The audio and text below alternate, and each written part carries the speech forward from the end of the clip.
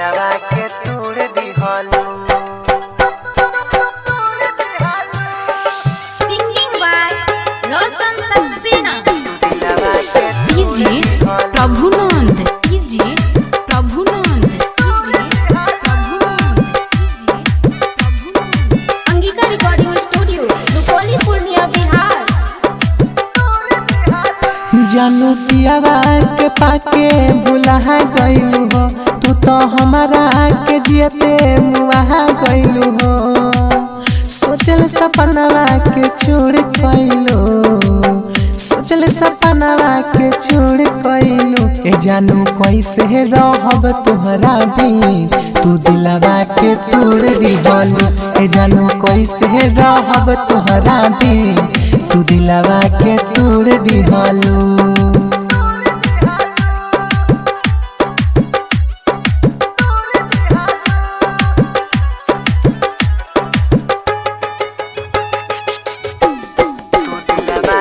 DJ Prabhunand, DJ Prabhunand, DJ Prabhunand, DJ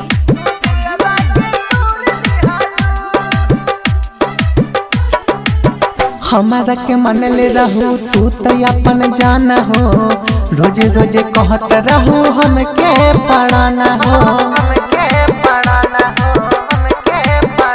हाँ, हमारा के मन ले रहू तू तो अपन जाना हो, रोज रोज कहत रहू हमके पढ़ाना हो। अपन नजरिया से दूर कइलू, अपन नजरिया से दूर कइलू।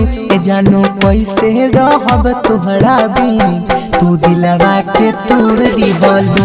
ए जानू कैसे रहब तोहरा बिन, तू दिलवा के तोड़ दिहलू। जानू पियावा के पाके भुला गइलू हो, तू तो हमारा के जियते मुआ गइलू हो। सोचल सपनवा के छोड़ गइलू, सोचल सपनवा के छोड़ गइलू। ए जानू कैसे रहब तोहरा बिन, तू दिलवा के तोड़ दिहलू। ए जानू कैसे रहब तोहरा बिन, तू दिलवा के तोड़ दिहलू।